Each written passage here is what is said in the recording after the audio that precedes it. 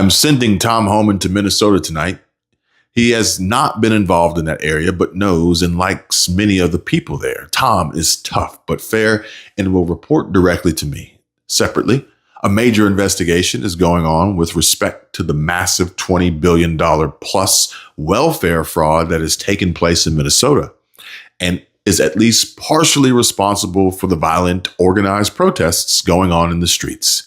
Additionally, the DOJ and Congress are looking at Congresswoman Ilhan Omar, who left Somalia with nothing and is now reportedly worth more than $44 million.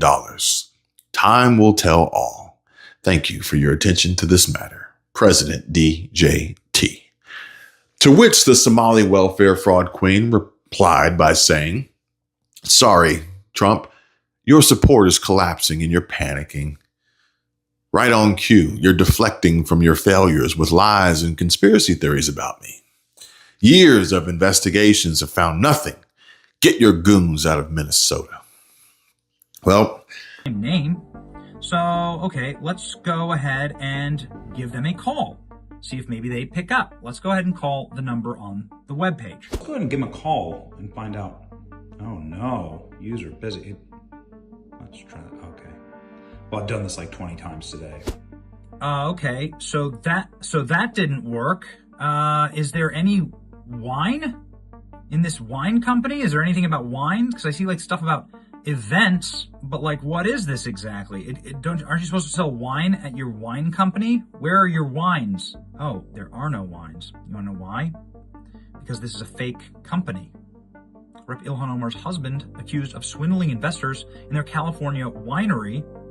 They stole millions from cannabis growers. You can see here's the lawsuit right here, saying that Tim Minnet, who's Ilhan Omar's third husband, no relation, swindled his investors and defrauded them. How did Minnet get this relationship? Well, the current Attorney General of Minnesota, Keith Ellison, used to work for him. Isn't that curious? Keith Ellison, the same guy who refuses to look into any of the Somali fraud. So this company was sued for being a fraudulent company. And the New York Post says the exact same thing, as the House is now probing the mystery of Ilhan Omar's skyrocketing wealth.